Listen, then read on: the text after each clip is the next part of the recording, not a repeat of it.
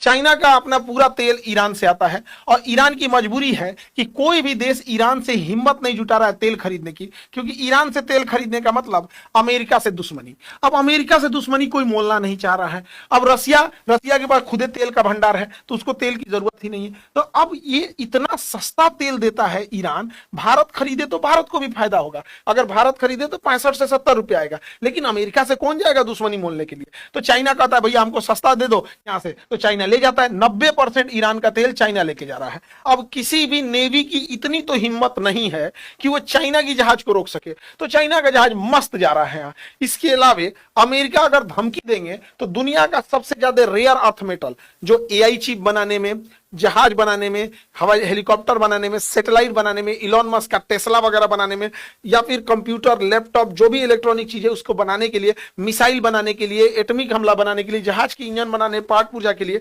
सबसे ज्यादा जरूरत है रेयर अर्थ मेटल्स के। और इस रेयर अर्थ मेटल के 80% पर अकेले चाइना का दबदबा है। तो ये ट्रम्प ज्यादा धमका रहे थे चाइना को ना, तो चाइना का मेरा तो तेल कोई रोक नहीं सकता है। और रही बात आप, तो रेयर अर्थ मेटल हम रोक देते हैं। चाइना ने रेयर अर्थ मेटल रोक दिया तो दौड़े दौड़े अमेरिका गया चाइना के पास पूरे लोगों को लेके मनाने के लिए, चाइना के पास। तो चाइना इतना आगे जा चुका है पैसा के मामले में कि किसी को भी वो नहीं सुन रहा है।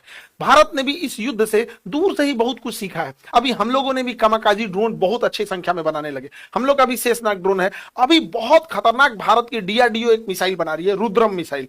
ये मिसाइल क्या करेगी, दुश्मन का रडार कहां लगा हुआ है और वो किधर वेब छोड़ रहा है, उस वेब को सूंघते हुए पहुंच जाएगी। इतना खतरनाक है। और इसका परीक्षण भी हो रहा है, बहुत जल्दी हो जाएगा। तो इससे ही हम लोग पाकिस्तान और चाइना का इलाज करेंगे।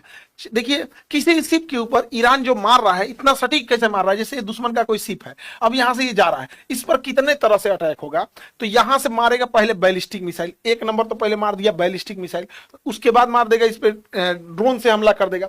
ये पानी वाली जहाज है, ये अपने आप में बारूद है और साथ साथ ये मिसाइल भी चला रही है। नीचे पनडुब्बी है, ये भी टॉर्पीडो मार देती है। टॉर्पीडो से बचिएगा तो माइंस बिछा देती है। यानी इतना ज्यादा 7-8 कैटेगरी से हमला हो जाता है। एक ड्रोन आएगा, एक दो तो ड्रोन आएंगे नहीं, 10-20 ड्रोन आएंगे। उसके बाद मिसाइलें आएंगी इसके ऊपर, ये आएंगे 10-50 की संख्या में और मिसाइल चलाते हुए आएंगे। इधर नीचे से पनडुब्बी जो है इधर से टॉर्पीडो मार देगी और नहीं तो 10-20 तो यहां माइंस लगा देगी। अब बेचारा ये शिप वाला कहां जाए। तो इसी वजह से अभी तक हार्मुज को अमेरिका नहीं खाली करा पा रहा है, क्योंकि you can not fight with geography. देखिए जो कोई भी ज्योग्राफी से लड़ने की कोशिश का है वो हार गया है। जैसे कोई मराठों को हराने जाएंगे, वो मराठे पहाड़ की लड़ाई के लिए माहिर थे। कोई जाए वियतनाम में जंगल में हराने के लिए अमेरिका को, अमेरिका जंगल में नहीं हरा पाया वियतनाम को और अमेरिका को भागना पड़ा। कोई अफगानों को पहाड़ पे हरा के दिखाया, अफगानिस्तान में नहीं हरा सकते हैं। तो उसी तरह ईरान भी पूरी तरह पहाड़ है और नीचे उसका जो फारस की खाड़ी है वो उथला सागर है, वहां उतनी गहराई नहीं है। ईरान के पास